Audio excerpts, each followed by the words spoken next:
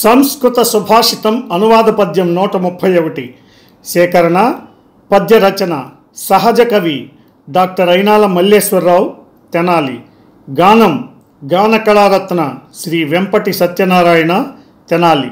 ప్రోత్సాహం గీతాబంధు శ్రీ గోలి లక్ష్మయ్య గుంటూరు. సుభాషితం.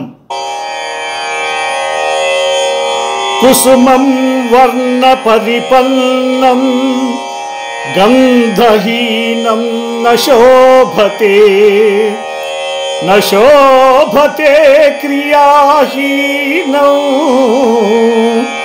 మధురం వచనం తదా ఆ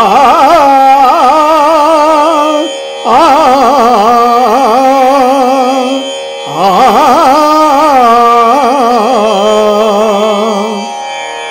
భావం.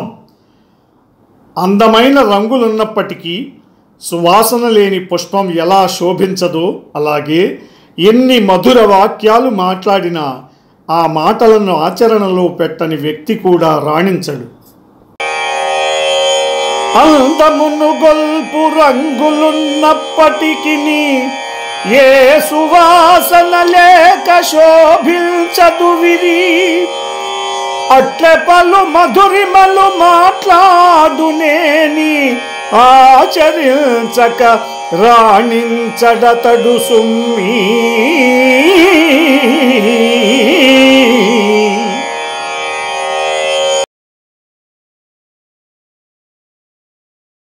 తెలియచేయండి.